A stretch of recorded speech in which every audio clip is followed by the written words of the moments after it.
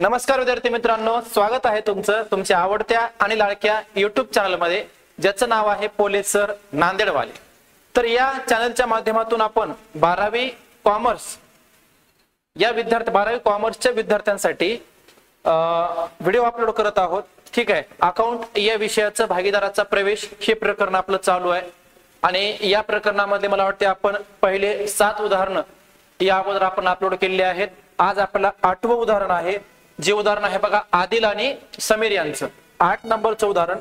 6 नंबरच्या उदाहरणापर्यंत जे उदाहरण होते विद्यार्थी मित्रांनो ते नॉर्मल होते।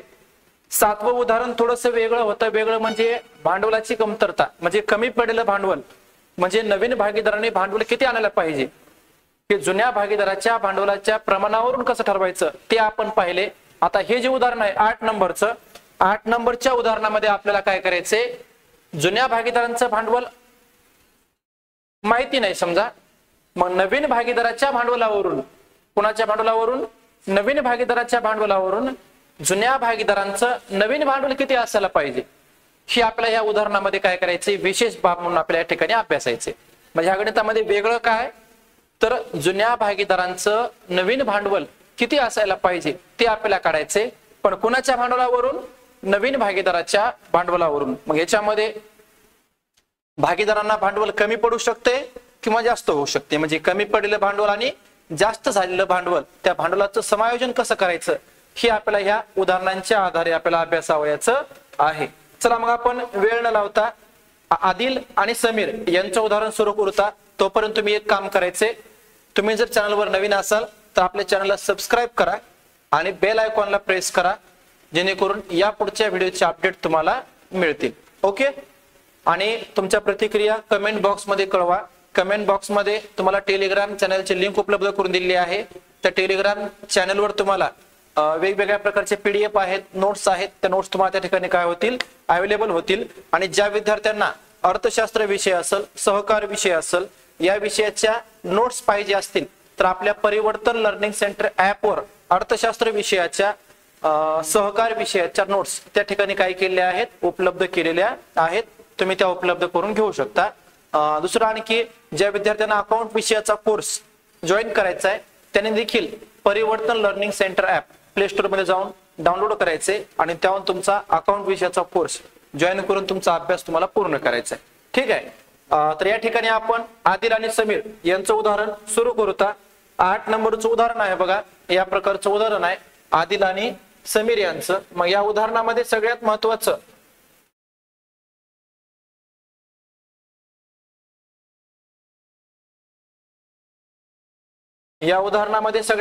बघा, त्यांचं नफा तोटा वाटपाचं प्रमाण किती दिले, 2:1 दिले आणि ते 31 मार्च 2018 रोजीचा त्यांचा काय केलं, त्यांनी ताळेबंद दिलाय। 2:1 या प्रमाणात नफा तोटा वाटून घेतात आणि त्यांचं जे ताळेबंद आहे, जुना ताळेबंद 31 मार्च 2018 रोजीचा ताळेबंद दिलाय आणि खाली काही समायोजन आहेत। त्या समायोजनांच्या आधारे आपल्याला काय काय तयार करायचंय, तर त्यांनी बघा काय काय करायला सांगितले। या ठिकाणी त्यांनी सांगितले बघा, पुनर्मूल्यांकन खाते, भागीदाराची भांडवल खाते आणि नवीन संस्थेचा ताळेबंद या ठिकाणी काय करायचं आहे, तयार करावयाचा आहे। मग तत्पूर्वी आपण एक काम करूता, ज्या ज्या पदावर समायोजना विचारल्यात त्या त्या पदाला आपण टिक मार्क करू। पहिली समायोजना बघा कशावर आहे, राजूने भांडवल 30,000 आणावे, त्याला नफ्यात 1/4 हिस्सा काय करण्यात यावा, देण्यात यावा। म्हणजे राजू नावाचा नवीन भागीदार आहे, त्याचं भांडवल दिले। ओके, राजूने ख्यातीचे 15,000 आणले, आदिल व समीरने ख्यातीची 50% राशी काय केली, काढून घेतली आहे। म्हणजे ख्यातीवरची समायोजन आहे, पण ही ख्याती आणि ही ख्याती यांचा काहीही संबंध नाही, कारण तो ख्याती जुना ख्याती आहे आणि हा ख्याती म्हणजे नवीन आहे। संशयित कर्जनिधी 10% निर्माण करा। संशयित कर्जनिधी म्हणजे ऋणकोवरली समायोजन आहे, ऋणको या पदाला टिक मार्क करायचे।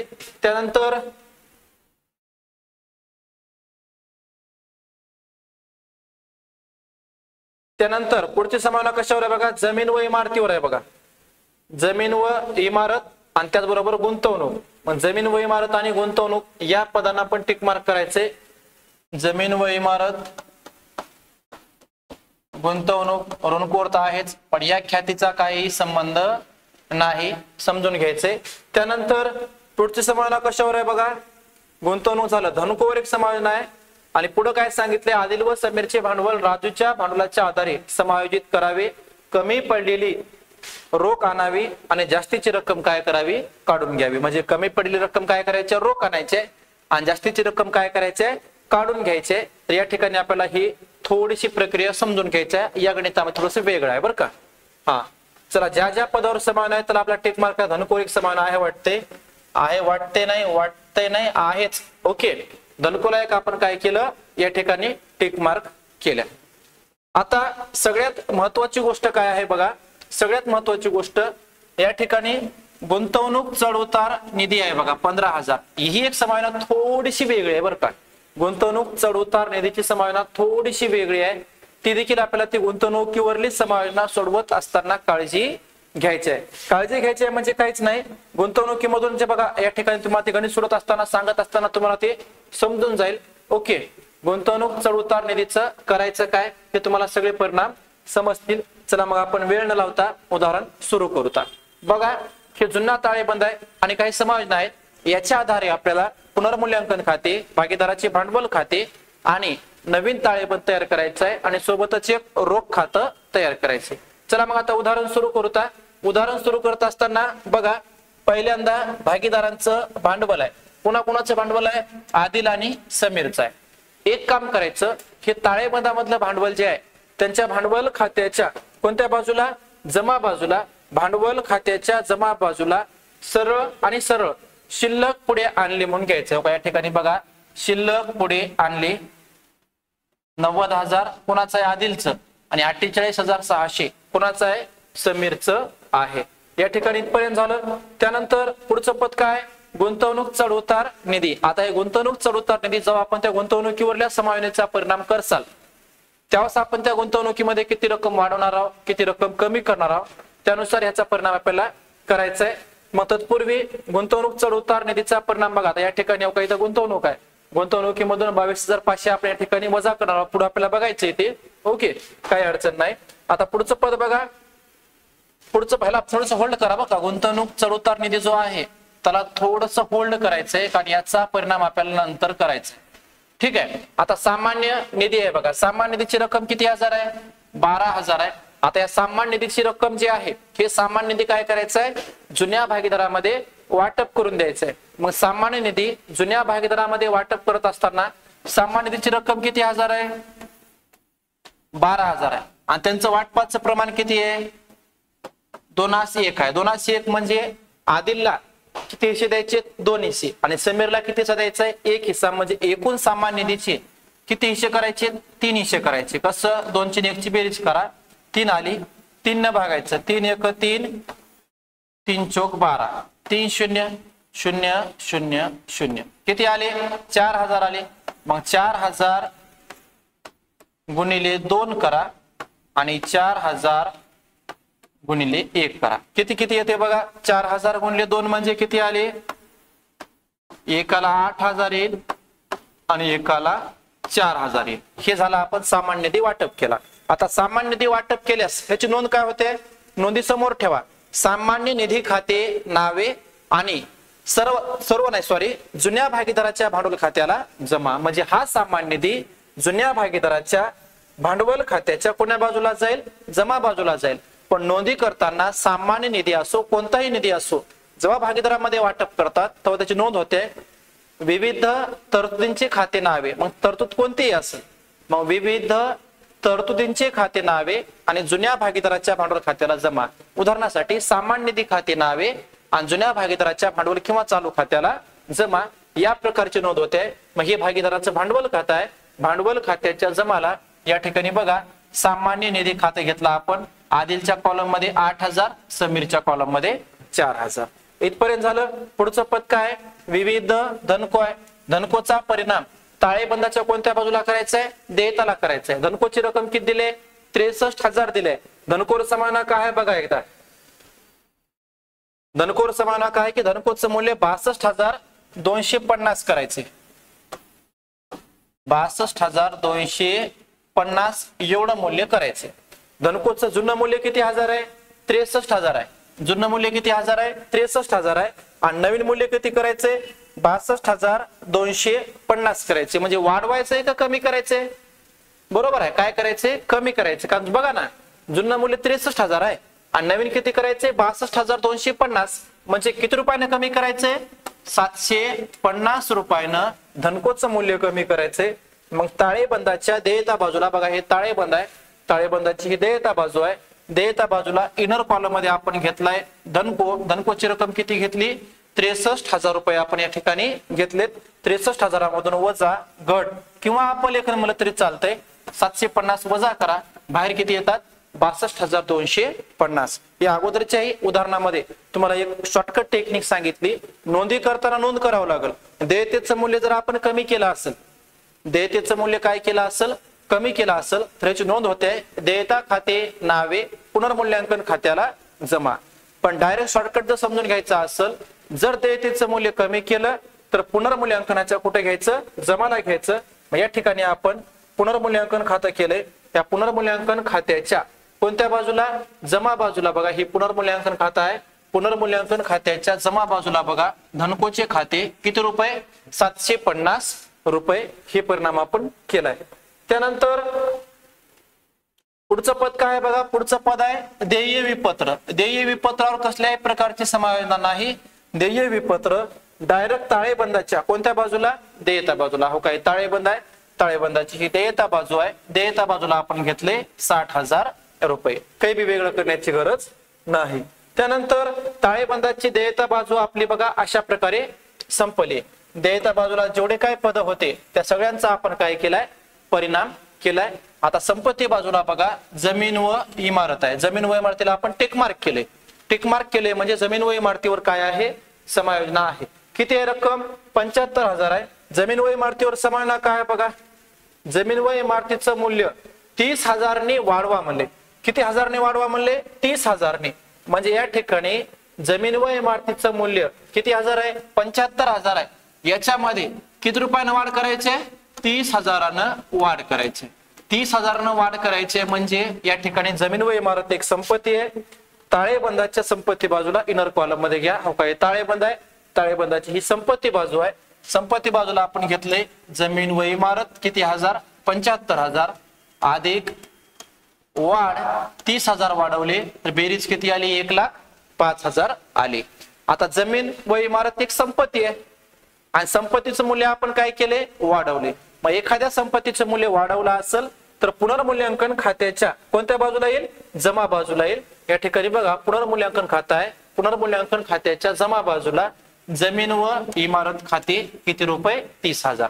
एक शॉर्टकट टेक्निक ध्यानात ठेवा, संपत्तीचं मूल्य वाढवलं की पुनर्मूल्यांकनाच्या जमाला घ्यायचं. जेवढं मूल्य वाढवलं तेवढं मूल्य बरं का. संपत्तीचं मूल्य कमी केलं, पुनर्मूल्यांकनाच्या कुठे घ्यायचं? नावेला घ्यायचं. हे तुम्हाला मी पहिल्या उदाहरणामध्ये देखील समजून सांगितलेलं आहे. पण नोंदी करताना मात्र याची नोंद काय होणार? संपत्ती खाते नावे पुनर्मूल्यांकन खात्याला जमा, संपत्तीचं मूल्य वाढवल्याबद्दल. त्यानंतर पुढे बघा, पुढची नोंद काय? सॉरी, पुढचं पद काय? गुंतवणूक आहे. आता गुंतवणुकीचं पद आलं बघा. गुंतवणूक किती हजार आहे? 1,08,000 आहे. गुंतवणुकीवर समायोजन काय विचारले बघा, गुंतवणुकीवर समायोजन विचारले की गुंतवणुकीचं मूल्य 22,500 ने काय करण्यात आले होते म्हणले? कमी करण्यात आले होते. या ठिकाणी कमी करण्यात यावे असं आहे बरं का. गुंतवणुकीचं मूल्य 22,500 ने कमी करण्यात यावे. 22,500 ने गुंतवणुकीचं मूल्य कुठं गेलं? हा, 22,500 ने काय करण्यात यावे? कमी करण्यात यावे. ठीक आहे. आता गुंतवणुकीचं मूल्य काय करायचे? 22,500 रुपयानं कमी करायचे. मग ताळेबंदाच्या संपत्तीला आपण गुंतवणूक घेतली बघा. किती आहे गुंतवणूक? 1,08,000 रुपये. त्याच्यामधून वजा घट 22,500. बाहेर किती आले? 85,500 आले. म्हणजे 1,08,000तून 22,500 रुपये आपण गुंतवणूक एक संपत्ती आहे आणि त्या संपत्तीचं मूल्य काय केले? कमी केले. पण संपत्तीचं मूल्य कमी केल्याच्या नंतर जेव्हाही आपल्याला या संपत्तीचं मूल्य कमी केले 22,500, मग याचा परिणाम पुनर्मूल्यांकन खात्याच्या कुठं करायचा आहे? नावेला करायचा आहे. कारण संपत्तीचं मूल्य आपण काय केले? कमी केले. मग पुनर्मूल्यांकन खात्याच्या नावेला परिणाम करत असताना एक काम करायचं. 22,500 रुपये रक्कम आहे गुंतवणुकीची आपण कमी केलेली. याच्या अगोदर बघा गुंतवणूक चढ उतार निधी आहे बघा काहीतरी. गुंतवणूक चढ उतार निधी किती आहे? गुंतवणूक चढ उतार निधी आहे 15,000. तर हे 15,000 त्या 22,500 मधून काय करायचे? वजा करायचे. रफ मध्येच 15,000 वजा करा, किती उरतात बघा. 12तून 5 गेले 7, 1 मधून 1 गेला 0, म्हणजे किती आले? 7,500 रुपये. मग हे 7,500 रुपये काय करायचं? पुनर्मूल्यांकन खात्याच्या नावेला घ्यायचं. काय पुनर्मूल्यांकन खातं आहे? पुनर्मूल्यांकन खात्याचे काही नावे बाजू आहे. नावे बाजूला घेतलं गुंतवणूक खाते 7,500. पण 7,500 कसे आले? 22,500 मायनस 15,000, म्हणजे बाहेर किती आले? 7,500. म्हणजे गुंतवणूक चढ उतार निधीची रक्कम जी आहे ती काय करायची? त्याची अगोदर तरतूद केली होती बरं का तेवढी. मग तेवढी रक्कम कमी न करता काय करायची? 22,500 मधून ती वजा करून टाकायची आणि बाकीची रक्कम घ्यायची. ओके. त्यानंतर पुढचं पद काय आहे बघा. पुढचं पद आहे ऋणको. ऋणकोची रक्कम किती आहे?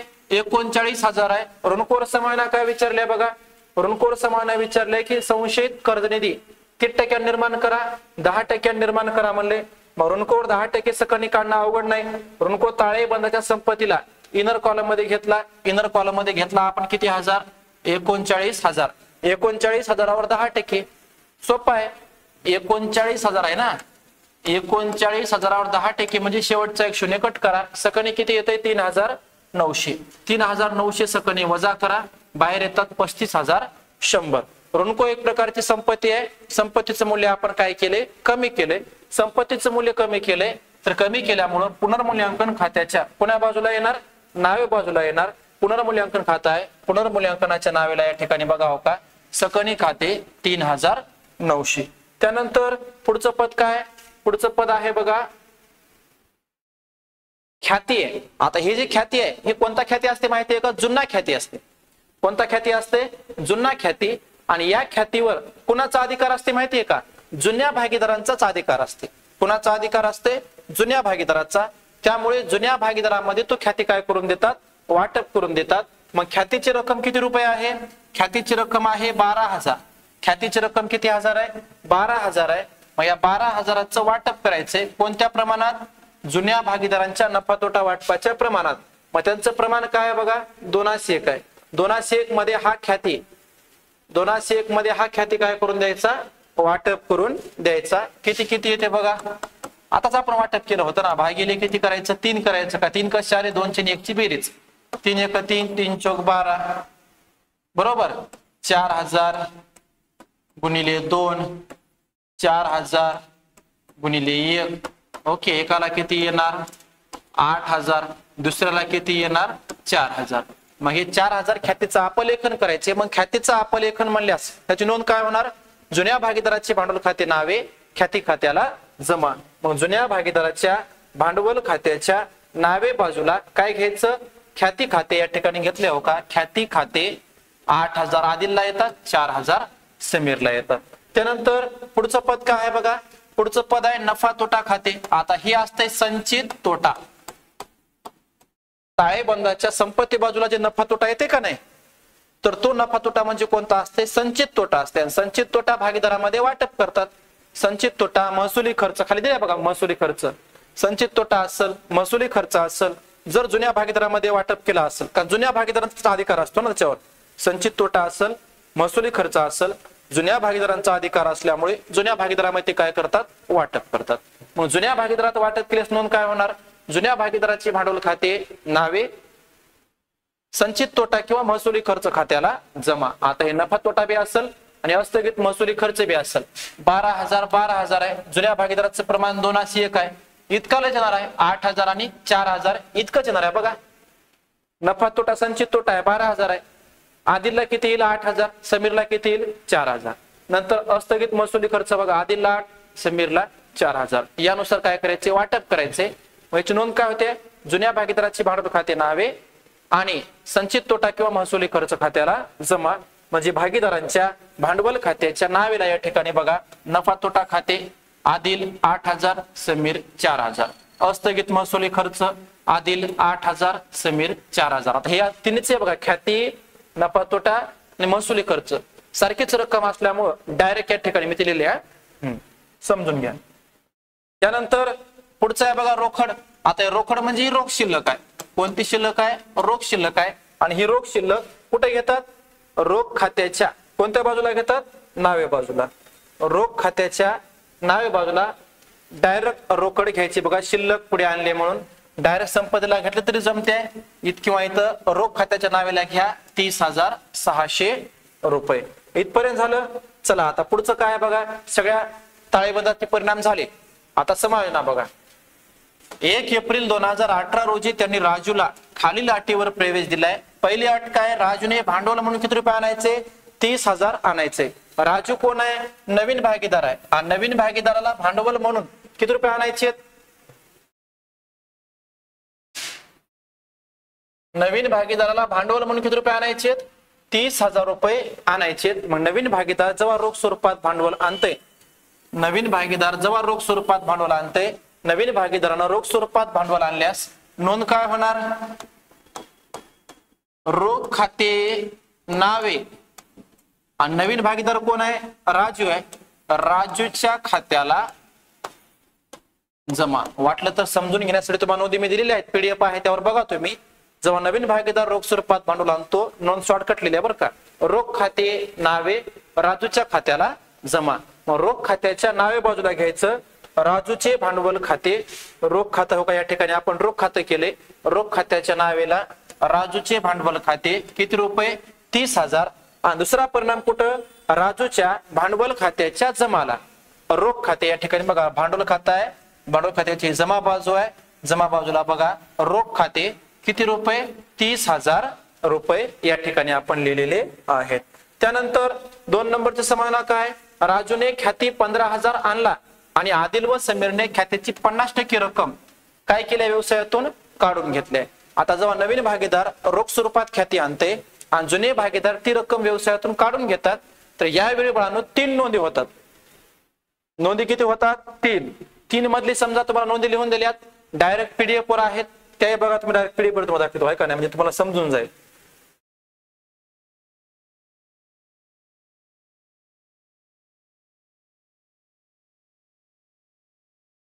ख्याती संदर्भात नोंदी आहेत बघा.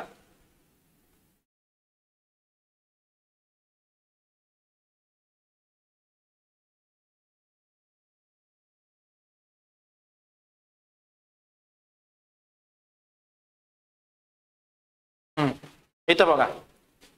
जेव्हा नवीन भागीदाराने आणलेली ख्यातीची रक्कम जुने भागीदार व्यवसायातून काढून घेतात, नोंदी किती होतात? 3 होतात.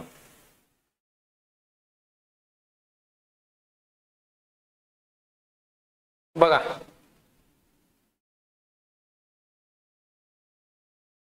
जेव्हा नवीन भागीदारांनी आणलेली ख्यातीची रक्कम जुने भागीदार व्यवसायातून काय करतात? काढून घेतात. नोंदी किती होतात? 3 होतात. 3 मध्ये बघा 1 नंबरची नोंद. 1 नंबरची नोंद काय? रोख किंवा बँक खाते नावे ख्याती खात्याला जमा. रोख किंवा बँक खाते नावे केले म्हणजे रोख किंवा बँक खात्याच्या कोण्या बाजूला? नावे बाजूला. आता रोख किंवा बँक खाता आपण केले. रोख किंवा बँक खात्याच्या होका नावे बाजूला काय घेतलं?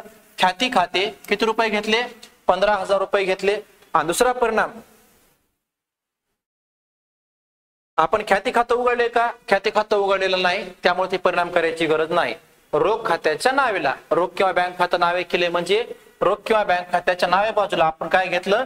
ख्याती खाते घेतलं. त्यानंतर 2 नंबरची नोंद बघा. ख्याती खाते नावे जुन्या भागीदाराच्या भांडवल खात्याला जमा. आता तोच ख्याती काय करायचा आहे? जुन्या भागीदारांमध्ये वाटप करायचं आहे. कोणत्या प्रमाणात? त्यागाच्या प्रमाणात. पण एखाद्या गणितामध्ये त्यागाचं प्रमाण काढायचं का काढायचं नाही ते गणितामध्ये बघायचं. नवीन प्रमाण दिलंय का? गणितामध्ये बघा नवीन प्रमाण दिलेलं नाही, त्यामुळे त्यागाचं प्रमाण कोणतं समजायचं माहितीये का? जे त्यांचं जुनं प्रमाण आहे 2:1 त्यालाच कोणतं प्रमाण समजायचं? त्यागाचं प्रमाण समजायचं. मग ख्यातीची रक्कम किती हजार आहे? 15,000 आहे. सॉरी चुकलं का आपल्या या ठिकाणी? 1 मिनिट.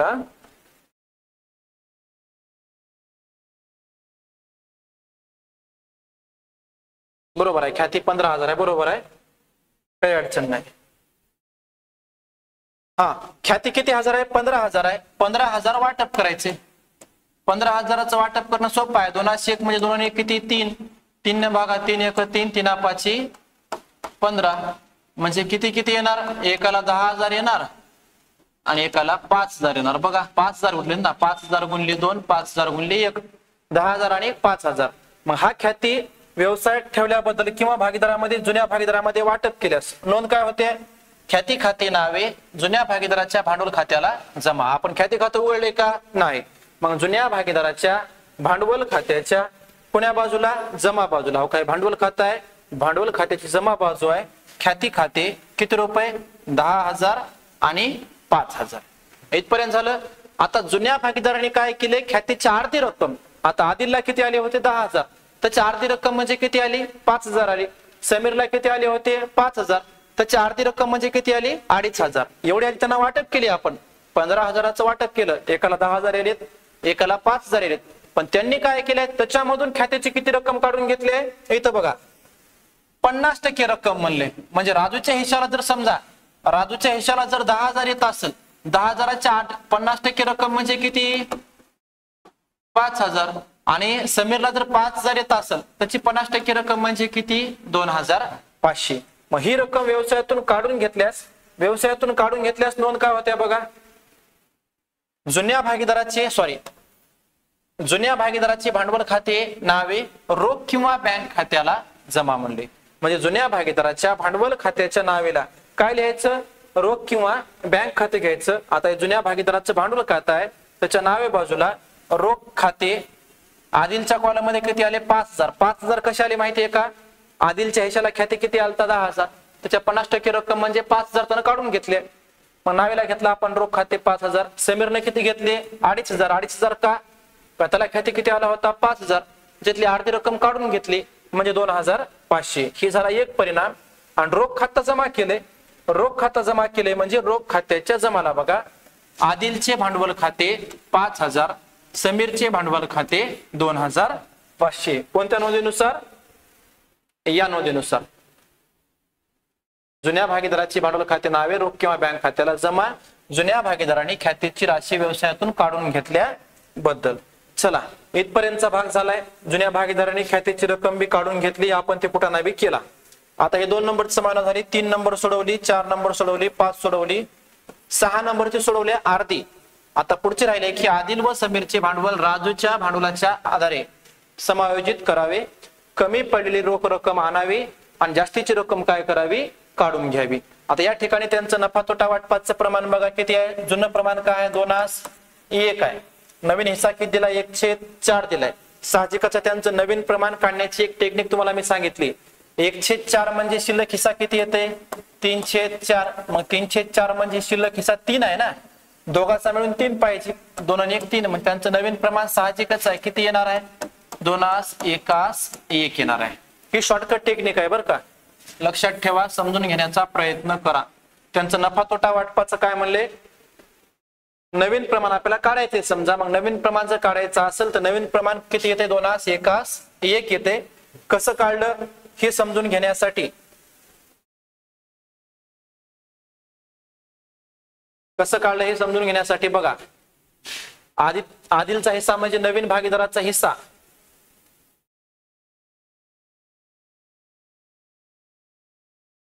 सॉरी, राजूला प्रवेश दिलाय ना. ओके, काही अडचण नाही. मग या ठिकाणी राजूचा हिस्सा किती आहे? 1/4 आहे बरोबर. राजूचा हिस्सा किती आहे? 1/4 आहे. मग या ठिकाणी काय करायचं? शिल्लक प्रमाण काढायचे. या ठिकाणी तर आदिल नाही येणार बरं का, राजू येणार. राजूचा हिस्सा किती? 1/4 आहे. 1/4 मधून शिल्लक नफा काढायचा. शिल्लक नफा कसा काढायचा? 1 मधून नवीन भागीदाराचा हिस्सा वजा करायचा. या ठिकाणी 1 आहे, छेदामध्ये काही नाही म्हणजे किती? 1 असते. 1 मधून 1/4 वजा करायचे.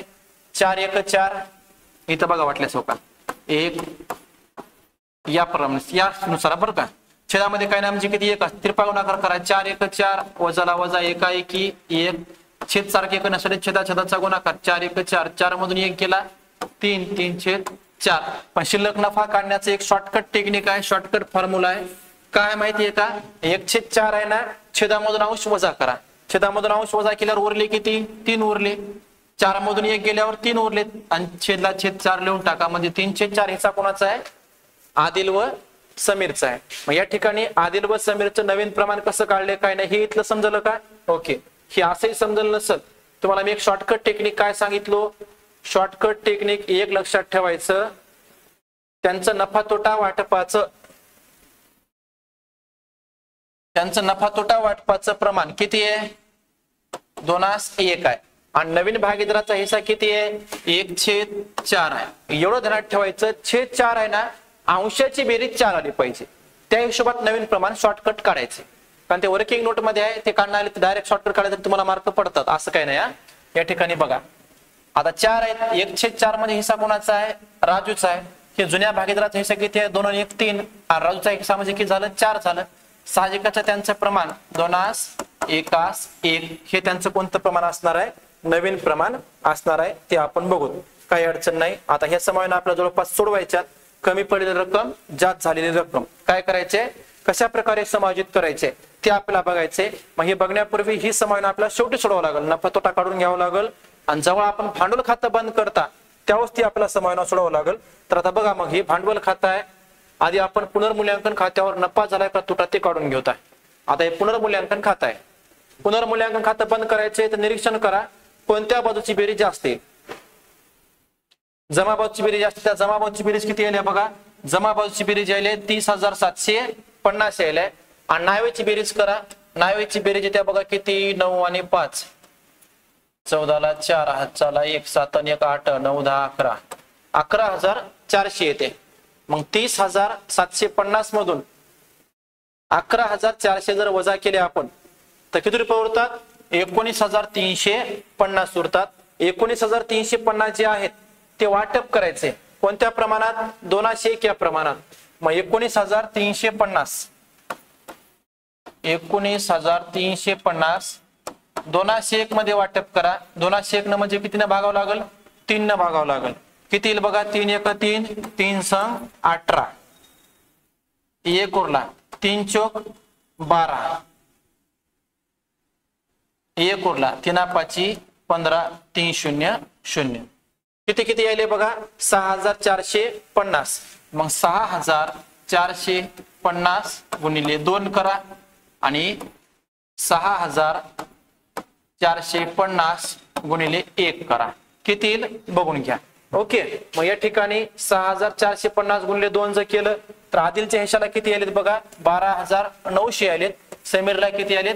6,450. या प्रकारे आपण पुनर्मूल्यांकन नफा वाटप केला. इथं डायरेक्ट असं लिहायचं, भांडवल खाते आदिलला किती आलेत? 12,900. समीरला किती आलेत? 6,450. आता हा नफा भांडवल खात्याच्या कोण्या बाजूला घ्यायचा? जमा बाजूला घ्यायचा. पण एक लक्षात ठेवा, पुनर्मूल्यांकन खात्यावर जेव्हा नफा होते तर नफ्याची नोंद काय होते माहितीये का? पुनर्मूल्यांकन खाते नावे भागीदाराच्या भांडवल खात्याला जमा.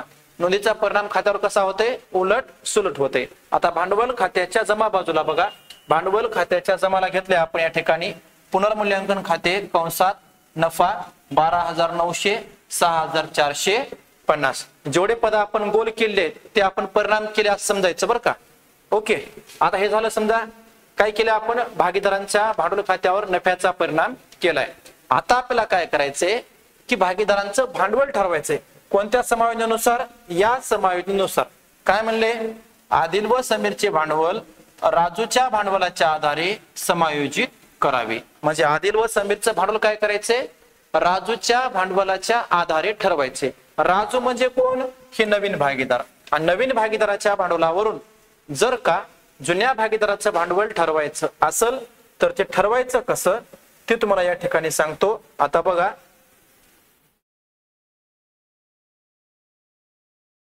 या ठिकाणी स्पेशली समजून घ्या. नवीन भागीदाराच्या भांडवलावरून जुन्या भागीदाराचं भांडवल कसं ठरवायचं. या ठिकाणी राजू हा कोणता भागीदार आहे? नवीन भागीदार आहे. नवीन भागीदाराचं भांडवल किती आहे? 30,000 आहे. आणि त्याचा हिस्सा किती आहे? 1/4 आहे. मग नवीन भागीदाराच्या भांडवलावरून जर सगळ्या संस्थेचं भांडवल ठरवायचं असेल तर यासाठी सूत्र आहे, संस्थेच लिहावं लागलं या ठिकाणी, हे का नाही? संस्थेचे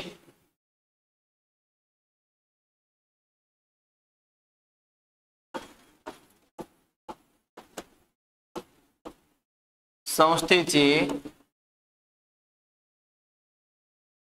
नवीन भांडवल, पण कुणाचं भांडवल माहिती आहे का? नवीन भागीदाराच्या भांडवलावरून जेव्हा भांडवल ठरवायचे त्यावेळेस हे समजून घ्या, संस्थेचे नवीन भांडवल बरोबर नवीन भागीदाराचे भांडवल गुणिले त्याच्या हिश्श्याचे, त्याच्या म्हणजे कुणाच्या? नवीन भागीदाराच्या, त्याच्या हिश्श्याचे व्यस्त प्रमाण. नवीन भागीदाराचे भांडवल गुणिले त्याच्या हिश्श्याचं कोणतं प्रमाण? व्यस्त प्रमाण. नवीन भागीदाराचं भांडवल किती हजार आहे? 30,000 आहे. आपण हे काय करायला माहितीये का? संस्थेचं नवीन भांडवल ठरवाल्या किती किती असायला पाहिजे. कुणाच्या भांडवलावरून? नवीन भागीदाराच्या भांडवलावरून. ह्याच्या अगोदरच्या उदाहरणामध्ये आपण काय केलं होतं? भावेश आणि चंद्राच्या गणितामध्ये जुन्या भागीदाराच्या भांडवलावरून नवीन भागीदारांना किती भांडवल आणायला पाहिजे ते आपण काढलं होतं. पण ह्या गणितामध्ये आपण काय करायला, नवीन भागीदाराच्या भांडवलावरून जुन्या भागीदाराचं भांडवल किती किती पाहिजे ते आपल्याला काढायचे. मग नवीन भागीदाराचं भांडवल किती हजार आहे? 30,000 आहे. गुणिले त्याच्या हिश्श्याचं व्यस्त प्रमाण. व्यस्त प्रमाण म्हणजे काय? हिस्सा किती? 1/4 आहे. व्यस्त प्रमाण म्हणजे 4/1 येते. मग गुणिले 4/1 किती येते बघा, डायरेक्ट गुणाकार करा. 3 चौक 12. मग संस्थेचे नवीन भांडवल बरोबर किती येते? 1,20,000 रुपये येते. किती येते? 1,20,000. आता हे 1,20,000 काय करायचे माहितीये का? भागीदारांमध्ये वाटप करायचे. कसे वाटप करायचे? त्यांचं प्रमाण आहे नवीन 2:1:1. बघा 1,20,000 भागिले किती करायचं बघा, सगळ्या प्रमाणाची बेरीज करा. 2 आणि 1 3, 3 आणि 1 4, 4 न भागा. 4 1 4, 4 3 12. किती? 4 0 लिहून टाका. पहिला भागीदार कोण आहे? आदिल. आदिलला किती? 30,000 गुणिले 2 म्हणजे किती आले? 60,000. नंतर कोण आहे? समीर. समीरला किती येतात? 30,000 गुणिले 1 बरोबर 30,000. नंतर कोण आहे? राजू. राजूचं भांडवल ऑलरेडी आहे, आपल्याला माहिती आहे. तरी बघा असं ह्या प्रमाणानुसार किती येते? गुणिले 1 30,000 झालं. हे त्यांचं नवीन भांडवल असायला पाहिजे. हे त्यांचं नवीन भांडवल डायरेक्ट काय करायचं? त्यांच्या भांडवल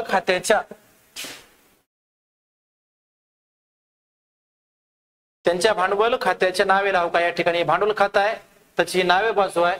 ह्या नावे बाजूला डायरेक्ट लिहून टाकायचं. शिल्लक पुढे नेली. आदिल 60,000, समीर 30,000 आणि राजू 30,000 घेतलं. इतकं इथे घेतल्याच्या नंतर दुसरा परिणाम याचा करायचा ताळेबंदाच्या देयता बाजूला. हो काय? ताळेबंद आहे. ताळेबंदाच्या देयता बाजूला बघा भांडवल खाते. आदिल 60,000, समीर 30,000, राजू 30,000. हे त्यांचं आपण नवीन भांडवल घेतलं. आता काय करायचंय? भांडवल खात्याचा हिशोब करायचा आहे आणि भांडवल कमी पडाले का जास्त व्हाले ते काढायचं. आता ते कसं काढायचं बघा.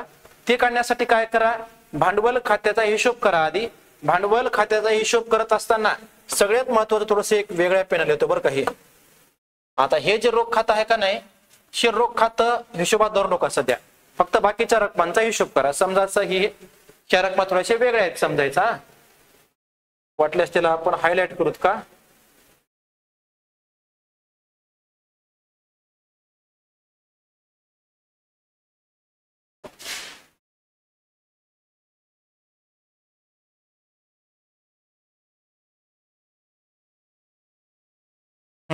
असो, काही अडचण नाही. तर ह्या रकमा थोडेसे वेगळे आहेत, समजून घ्या. आता काय करायचे? बेरजा करायचे. आधी आदिलचा हिशोब करा. आदिलच्या जमाची बेरीज केली तर किती यायले? 1,20,900 यायले. किती यायले?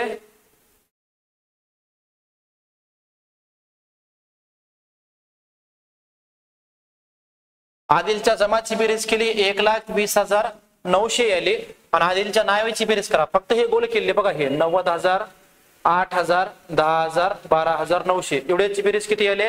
1,20,900. आणि नावेची बेरीज करा. नावेची बेरीज किती आली? 8 आणि 8 16, 8 त्रिक 24, 24 आणि 5 किती? 29. मग 1,20,900 मधून 29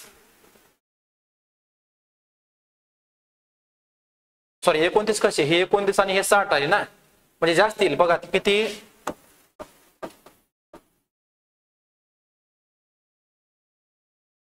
इथं सांगतो. जमाची बेरीज किती आली? 1,20,900 आले. नावेची बेरीज किती किती आहे? हे 60,000 बी घ्यावं लागतील ना, हे 60,000 आणि हे बघा वरचे 8 आणि 8 16, 8 त्रिक 24 आणि 5 29. म्हणजे बघा किती झाले? 29 आणि 60 70 80 79 सॉरी 89 ना बघा.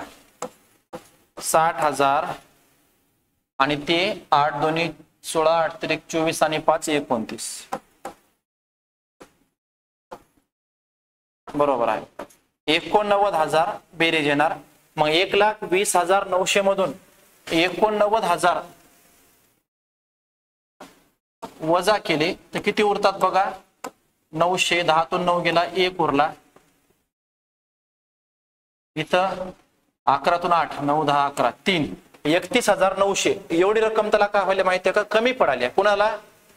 आदिलला. आता कमी कशी पडायला माहितीये का? जमाची बेरीज जास्त आली, नावेची बेरीज कमी आली. जेव्हा जमाची बेरीज जास्त आणि नावेची बेरीज कमी आली तेव्हा समजायचं की त्या भागीदाराला तेवढी रक्कम काय व्हायला? कमी पडाली. मग कमी पडलेल्या भांडवलाकरता एक नोंद आहे.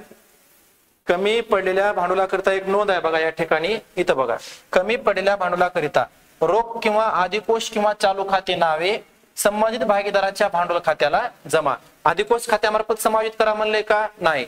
चालू खात्यामार्फत समावित करा म्हणले का? नाही. मग रोख खात्यामार्फत डायरेक्ट समावित करायचे. मग रोख किंवा बँक खाते नावे संबंधित भागीदाराच्या भांडवल खात्याला जमा. म्हणजे रोख खात्याच्या नावे बाजूला घ्यायचं आदिलचे भांडवल खाते आणि आदिलच्या भांडवल खात्याच्या सॉरी चुकलं या ठिकाणी. या ठिकाणी भांडवल कमी नाही तर ह्याला जास्त व्हायले. भांडवल काय व्हायले? जास्त व्हायले. जास्त म्हणजे कसं? तर बघा, जमाची बेरीज केली 1,20,900 आले. चुकलं बरं का, सॉरी. या ठिकाणी भांडवल जास्त व्हायले, त्याला कमी पडणार गेले, जास्त व्हायले. जमाची बेरीज जास्त आली, नावेची बेरीज कमी आली. पण या ठिकाणी दोन्ही मधला फरक काढला. दोन्ही मधला फरक किती आला? 31,900. 31,900 एवढा फरक आलाय. तर हे भांडवल त्याला काय व्हायले माहितीये का? जास्त व्हायले. जास्त कसं काय व्हायले माहितीये का? त्याचं भांडवल किती यायला पाहिजे? 60,000 यायला पाहिजे. पण किती रुपयाने जास्त यायले? 31,900 रुपयाने जास्त यायले. मग जास्त झालेल्या भांडवलाकरता एक नोंद आहे. जास्त झालेल्या भांडवलाकरता एक नोंद बघा इथं आहे वर. हे चुकलं इथं बरं का. जप्त झालेल्या भांडवलाकरता इथं जास्त झालेल्या भांडवलाकरता आहे संबंधित भागीदाराची भांडवल खाते नावे रोख किंवा अधिकोष किंवा चालू किंवा कर्ज खात्याला जमा. त्यांनी कर्ज खात्यामार्फत म्हणले का? नाही. बँक खात्यामार्फत म्हणले का? नाही. चालू खात्यामार्फत म्हणले का? नाही. मग जास्त झालेलं भांडवल जे आहे तर संबंधित भागीदाराच्या भांडवल खात्याच्या नावेला म्हणजे आदिलच्या भांडवलच्या नावेला आपण घेतलं या ठिकाणी हो का? रोख खाते 31,900. आणि दुसरा परिणाम कुठं? रोख खात्याच्या जमा बाजूला. रोख खात्याच्या जमा बाजूला बघा या ठिकाणी आदिलचे भांडवल खाते 31,900. त्यानंतर समीर. आता समीरची बेरीज बघा. समीरच्या जमाची बेरीज जास्त आले. किती आले? 64,050 आले. आणि नावेची किती आले बघा?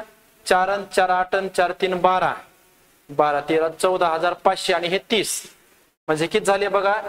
30 आणि 10 40 44,500 आले. दोन्ही मधला फरक काढला तर किती आलाय? 19,550. एवढं भांडवल त्याला जास्त व्हाले. जास्त झालेल्या भांडवलाकरता नोंद काय आहे? जास्त झालेल्या भांडवलाकरता बघा संबंधित भागीदाराचे भांडवल खाते नावे रोख किंवा बँक खात्या रोख किंवा बँक किंवा चालू किंवा कर्ज खात्याला जमा. यापैकी कोणतेही घ्यायची गरज नाही. मग राजूच्या समीरच्या भांडवल खात्याच्या नावेला काय घ्यायचं? रोख किंवा बँक खाते. समीरच्या भांडवलच्या नावेला रोख खाते घेतले 19,550 इथं या ठिकाणी रक्कम घेतली. आणि ह्याचा दुसरा परिणाम कुठं होतोय? रोख खात्याच्या जमाला बघा समीरचे भांडवल खाते 19,550. सगळं झाल्याच्या नंतर आता काय करायचंय? शेवटी राजूचा हिशोब करायचा. राजूच्या जमाची बेरीज आली 30,000. राजूच्या नावेला काहीच नाही, डायरेक्ट शिल्लक पुढे आपण घेतलेली आहे. राजूच्या दोन्ही साईडच्या बेरजा ऑटोमॅटिक 30,000 रुपये येऊन जातात. हे झालं भांडवल खातं. आता आपल्याला ताळेबंद बंद करायचं, पण ताळेबंद बंद करण्यापूर्वी रोख खात्याचा हिशोब करा. रोख खात्याच्या नावाची बेरीज जास्त येते. किती येते? 75,600 येते. 75,600 मधून जमा बाजूची बेरीज करा. या जमा बाजूची बेरीज हे 5,000, 2,500, 31,900 आणि 19,550 एवढ्याची बेरीज करा. दोन्ही मधला फरक काढा. मग शिल्लक येते. शिल्लक पुढे नेली 16,650. ही शिल्लक ताळेबंदाच्या कोणत्या बाजूला घ्यायची? संपत्ती बाजूला घ्यायची. ताळेबंदाच्या संपत्ती बाजूला हो का या ठिकाणी रोख शिल्लक घेतली 16,650. ते घेतल्याच्या नंतर ताळेबंदाच्या दोन्ही साईडच्या बेरजा करायच्या. 3,24,250, 3,24,250. या ठिकाणी विद्यार्थी मित्रांनो आपलं आदिल आणि समीर यांचं जे उदाहरण होतं हे उदाहरण या ठिकाणी आपलं काय झालेलं आहे? संपलेलं आहे. यामध्ये गोंधळ एकच आहे विद्यार्थी मित्रांनो की नवीन भागीदाराच्या भांडवलावरून जुन्या भागीदाराचं भांडवल काढणे आणि ते भांडवल काढल्याच्या नंतर भांडवल कमी पडाले का जास्त वाढले हे तुम्हाला या ठिकाणी काय करायचे समजून घ्यायचंय. मग कमी पडलेलं भांडवल, जास्त झालेलं भांडवल ह्याच्या नोंदी ज्या आहेत का नाही, या नोंदीची पीडीएफ तुम्हाला टेलिग्राम चॅनलवर उपलब्ध होईल. त्याहून तुम्ही त्या नोंदी घेऊन या ठिकाणी काय करू शकता? समजून घेऊ शकता. ही व्हिडिओ तुम्हाला समजलं नसेल तर बॅक घेऊ पुन्हा पुन्हा बघू शकता. काही अडचणी असतील माझा नंबर दिलायच किंवा कमेंट बॉक्स मध्ये तुमच्या अडचणी तुम्ही विचारू शकता. तुमच्या प्रतिक्रिया तुम्ही कळू शकता. ठीक आहे. आणि चॅनलवर जर आपण नवीन असाल तर चॅनलला सबस्क्राईब करा. यासारखेच पुढचे काही अवघड गणित आहेत ते देखील आपल्या या ठिकाणी काय करायचे अशाच प्रकारे समजून घेण्याचा, समजून सांगण्याचा प्रयत्न करायचा आहे. ओके. व्हिडिओ आवडत असेल व्हिडिओला लाईक करा. चॅनलवर नवीन असाल चॅनलला सबस्क्राईब करा आणि बेल आयकॉन म्हणजे घंटेचं चिन्ह आहे का नाही त्याला प्रेस करा, जेणेकरून पुढच्या व्हिडिओचे अपडेट तुम्हाला मिळतात. तुमच्या भावाला, तुमच्या बहिणीला किंवा इतर मित्र मैत्रिणीला काय करा, या व्हिडिओची लिंक शेअर करा, जेणेकरून त्यांना देखील हे उदाहरण समजण्यास काय होईल? मदत होईल. थांबू त्या ठिकाणी. धन्यवाद.